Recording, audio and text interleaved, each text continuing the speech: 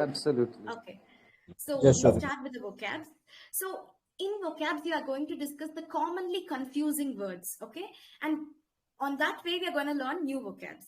So first is abjure and adjure. Both of these are verbs. The only difference is in the alphabet. Here we have B and there we have D. Abjure is a verb which means to renounce, to reject, to repudiate or abandon someone, to neglect or abandon someone. That is abjure. So for remembering, we can remember like this. Abjure has a B and abandon also has a B. So abjure means to abandon someone. So these are its synonyms: to renounce, to reject, and to repudiate. We are also learning new words here. Okay.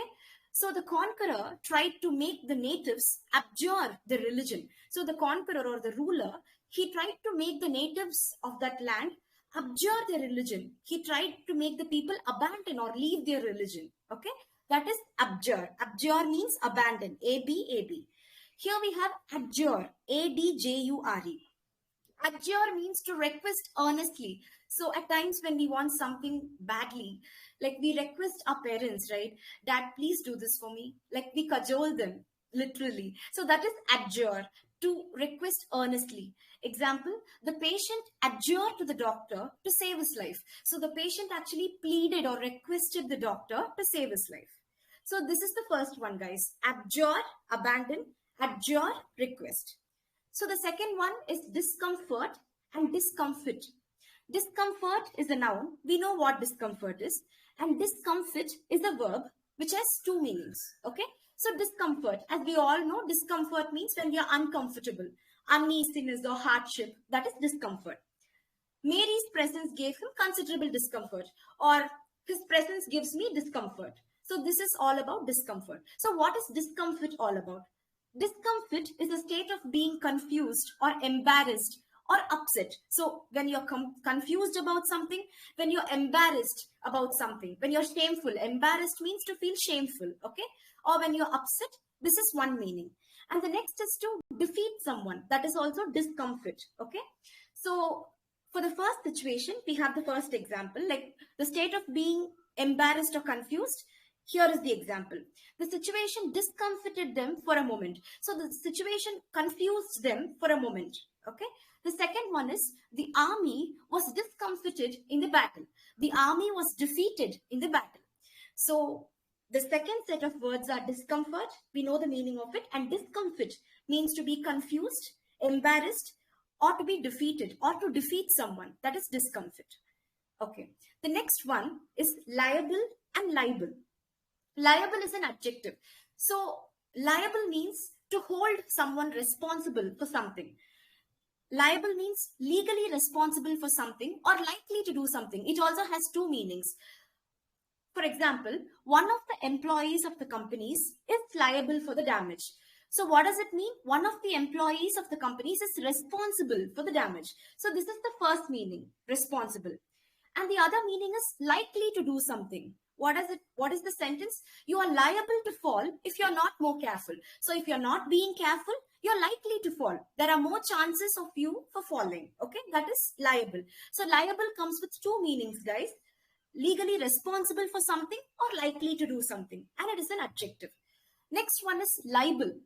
What is a libel? Libel is the act of publishing a bad statement or saying something bad on a platform. Okay, that is called as a libel.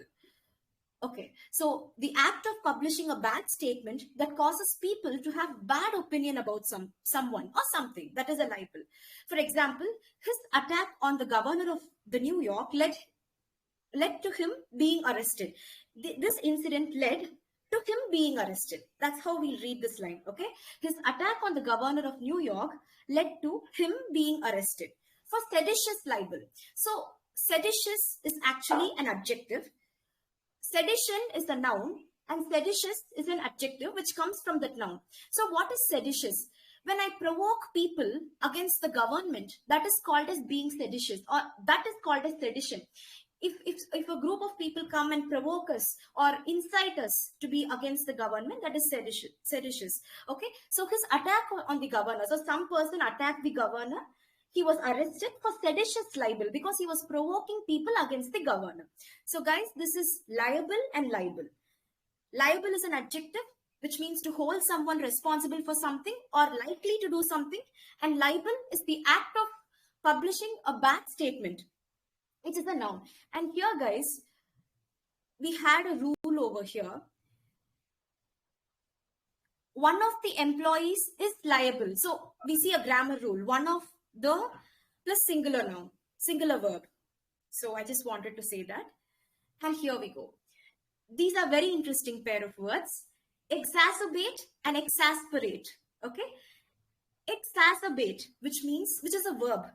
Both are verbs actually. Exacerbate, which means to make a problem or a bad situation worse. They say now, like to add insult to injury. That's also another idiom. To add insult to injury means something is already bad and you're making it worse. That is exacerbate. Interfering in others' conversation could only exacerbate the situation. If we interfere in others' private affairs, that could only make their problem worse, right? So this is about exacerbate. Next is exasperate, which means to irritate or frustrate someone intensely. When we irritate someone with our words or with our actions, that is exasperate. Her rude words exasperated him. So exacerbate and exasperate. Exacerbate means to make a problem worse, and exasperate means to irritate or frustrate someone. The next one is pry. Pry and spry. Only one letter is added. Pry means to try to find out the other's private affairs. Like generally this happens. People are very eager to find out what's happening in their neighbor's house than in their house actually. So they are very eager about everything else other than their lives. So that is about prying. And pry always goes with into. We pry into others' affairs. Okay. So this is an image for prying. So they both are friends, it seems, but she is prying into her phone, which is not fine. So why do you pry into others' private affairs? And spry means very active and lively. Okay, pry is a verb and spry is an adjective. When someone is very active and lively, that is called a spry. So he's a spry 75-year-old man who believes that nothing is the end of the world. So here 75-year-old man is the noun. Okay, 75-year-old man is the noun, and spry is an adjective which qualifies it. Okay, so pry means to involve or to get into others' affairs. And spry means to be very lively and enthusiastic about something. The next set of words is bait and bait. Okay, bait has several meanings. We'll go one by one. But as far as bait is concerned, it is a noun. It is a food which is placed on a hook, a fishing hook or something, to entice a fish or to entice any other animal. Or sometimes we have a rat trap. We put some food to entice a rat, right? That is called as a bait. The food that is put in order to entice or attract. Entice means to attract. Entice, it means to attract. To attract some animals, that is called as bait. So food placed on a hook to entice fish or other animals as prey. Prey means as someone who's getting caught in a difficult situation. That person or thing or an animal is called as a prey. So a trap was laid with fresh bait as in something which is freshly made. Freshly cooked food is placed in the bait and the animal is waited for getting trapped. That is called as a bait. What is bait? Bait has actually three meanings. First one is to reduce the force or intensity of something. When you reduce the force of something, that is called as bait. Okay, it is a verb. For example, I was unable to bait my enthusiasm, which means I was unable to reduce my enthusiasm. And bait also has a second meaning, which is to lower the price of something. The salesman didn't bait a penny when bargained. So we always tend to bargain, right? But the salesman was so tough that he didn't even reduce a penny. So the salesman didn't bait a penny, means he didn't reduce a penny. So this is also a verb actually. Here bait is used as a verb. And the third meaning is an angry mood, which is a noun actually. During a debate, the members got into a bait. So when there is a debate, the members took it very seriously and they got into an angry mood. That is to go into a bait. Okay. So bait means the food that is laid to entice an insect or an animal, and bait has all these three meanings: to reduce the force of something, to lower the price of something, and a noun which means an angry mood. Okay, so the next set is the idiom. So before that, guys, do we have any doubt over here? Any doubts?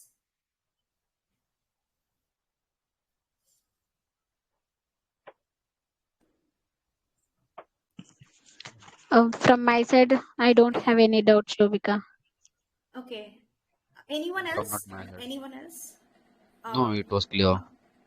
Okay then. So shall No we move doubt. on to the idiom? I just want to ask a question here. Like, did we got any chance to read editorial, or you read the entire editorial on our on? I mean, did we got any chance or not? Question after this session. No. But Like I'm not. actually, it is vocabulary session, not editorial. Yeah, this is vocabulary session, and Okay. I didn't take editorial today. Yeah.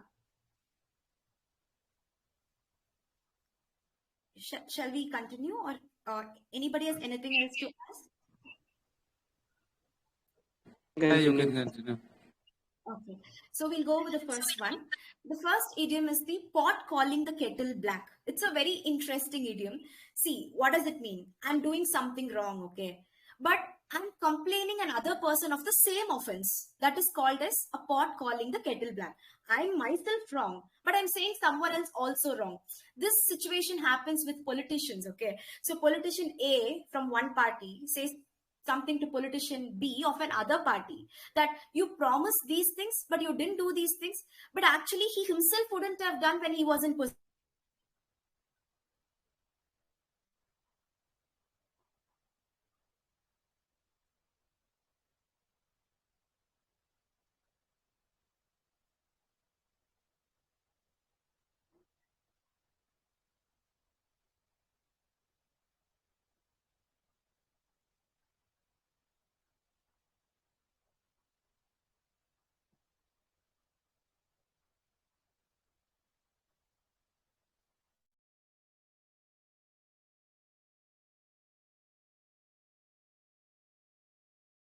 Leo, are you getting her voice? No, we are not. We are Uh, not getting voice also. Shobika, Not. Shobika, there are some network issues from your side. Yeah, there is some network issue. I'm sorry, guys. I'm sorry. Is it okay now? Am I audible Yes, now? Okay. yes, you Now are. okay. Okay, so just tell me if anything is wrong so that I'll stop. May I know where I stopped actually? Like, I don't know where I stopped. Anybody? Idiom. A pot calling the kettle black. Did I say Idiom. the meaning of it? Did I say the meaning of it? Did you hear that? Yeah, we heard. Okay, then. So a person who's Y- wrong himself, he's telling other person that he's wrong. That is called as pot calling the Uh, kettle black. you have Yeah. given the example of politician party. Okay, you got that. Fine. Your So pot screen is is black in stopped. color. Yeah. So pot is black in color, and the kettle is also black in color. But still, the pot calls the kettle Shobika, black. your screen is not showing. Oh my goodness. I'm sorry. Shobika. Yeah. I'll get there. Hold on. Yeah. Is it okay now, guys? Is it okay? Wait. Yeah, now okay. It's fine. Please continue. Oh, yeah. I'm sorry for the disturbance. So we'll continue. So yeah, this is about this idiom. A situation where a person accuses someone of or criticizes someone for something that they themselves are guilty of. That's the meaning of it, okay? They themselves are wrong, but they're criticizing someone else. And the next idiom is off one's rocker. It means crazy or mad. If someone is so crazy or mad, we say off Hello? one's rocker. Okay? Hello So, yeah, hello. Hi. Hi ma'am Hi. Actually मतलब मुझे English नहीं आती, मुझे हिंदी आती है, तो फिर मैं कैसे सीख पाऊंगा? Now, if we join in sessions and if we focus, I think we can get better at it. If we yes give ma'am. some time and if we practice regularly, we'll Yes, get better yes. at it, okay? Okay Yeah. Ma'am, मतलब continue actually मतलब daily classes रहता है? हाँ, daily classes channel में daily classes होते हैं. You Shubhika, can ask wait. Leo about it. Okay, Swapnil, after the session, I'll invite you personally and I'll tell you all the things about it. Okay. okay. Please Okay. So hold to the session. yeah. Yes. So Yes. the next, yeah, sure. So the next idiom is off one's rocker. If I'm say I'm off my rocker, it means that I'm crazy and I'm mad. Okay. So example, you're off your rocker if you think that's a good idea. So if I say a bad idea and if you're saying that it's a good idea, it means that you're off your rocker. You're completely mad. That's it. And the next idiom is to ante up. What is meant by to ante up? To contribute one's share in something. That is to ante up. Everyone should ante up $1 to start the game. So everyone should contribute $1 to start the game. That is to ante up. Okay. Next, we have two very interesting idioms. I love these the most. In the bag, it means to refer to a situation where you're sure of your success. If you're very confident about your success, it means that you're in the bag. Okay. So selection is in the bag. So you're writing an exam, you're very confident about it, and you're coming and saying to your friend that, hey, my selection is in the bag. I'm so sure of it. So in the bag means to be so sure of your success. Okay. Next one is on the ball. In the bag, on the ball. So on the ball means to be so alert, competent, and efficient. So when you're so efficient in something, that means you're on the ball. Okay. I can't believe that he did the work in a jiffy. He's really on the ball. So here we also have another idiom, in a jiffy. In a jiffy means in a very fast manner. In a very fast manner. That is in a jiffy. So I can't believe that he did the work in a jiffy. He's really on the ball. He's really efficient. That's what they're saying. Next one is a doubting Thomas. So who is a doubting Thomas? A skeptic who needs physical or personal evidence to believe in something. So someone who doesn't believe in things easily is called as a doubting Thomas. Someone who doubts everything is a doubting Thomas. Okay. He's such a doubting Thomas that he won't believe unless he sees things through his eyes. So some people always need proof. They don't believe, they don't have faith. So such a person is called as a doubting Thomas. We can also use these idioms in our day-to-day lives. So here we'll revise the idioms once more and then go to the phrasal verbs. So the first idiom was the pot calling the kettle black. A person who's wrong is complaining other person being wrong. That is called as the pot calling the kettle black. Off one's rocker denotes a person who's crazy or mad. To ante up means to contribute my part in something, to contribute one's share. In the bag means when you're so sure of your success, it means you're in the bag or something is in the bag. Selection is in the bag. On the ball means to be alert or efficient. That is on the ball. A doubting Thomas is someone who doubts everything. That is, such a person is called as a doubting Thomas. We can use this in our day-to-day sentences by mentioning our friend, like Aishwarya is such a doubting Thomas. We can use this idiom. And the next comes the very interesting part, guys. It's the phrasal verbs using be forms of verbs. Okay. So what are the be forms of verbs? Be forms of verbs are am, is, are, was, were, being, been. These are all be forms of verbs. Okay. So how do we use this in our phrasal verb? Be in. It's a phrasal verb, which means to be at home or at work. When you are at home or when you're at work, it means to be in. Here, we know that these are all be forms of verbs. It means that instead of be, these words can be used. Okay. So, be in means to be at home.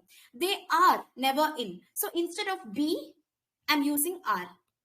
So, if I say they are never in, it means they are never at home or they are never at work. So I'm running an office, okay? So my employees are not coming regularly. So I'm complaining. They are never in. They are always late. So that's how I can use it, okay? Next one is be in on. Be in on. It means to be involved in something. So how can we use it? Mary was the only one who was not in on the plan. So here, instead of be, I'm using was. And in on is as such. In on. So Mary was the only one who was not in on the plan. If I say she is not in on the plan, it means she is not involved in the plan. Okay. Next one is be not on. It means to be unacceptable. Her rude behavior is just so not on.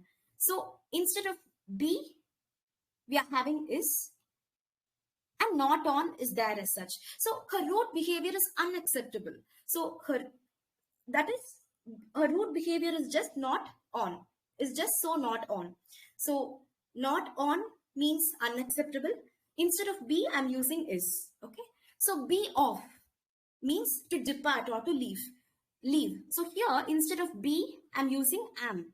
So I am off. It's 5 p.m. So you're starting from your office, you're just going home. So I am off. It's 5 p.m. So be on, it means to take place. The show is on. So instead of be, I'm using is. So the show is on means the show is taking place for the next 3 months. That's what it is. So guys, we'll give a quick revision of these be form of phrasal verbs. So be in means to be at home or at work. Instead of be, you can use any of these words. That's the trick here. So be in means to be at home or at work. Be in on means to be involved in something. Be not on means to be unacceptable. Be off means to depart or leave. Be on means something that is taking place, an incident that takes place. So this is it, guys. This is it for the session. Was I audible enough? Loud and clear. Yeah, you're perfectly. Super. You are audible. Okay, I think these things were like they were new, right? Like at least we learned something new in this session, I guess. Yes, Yeah, you are right. right. Yeah, it was great. Really Okay, amazing. guys. Okay, I don't know how to. Yeah.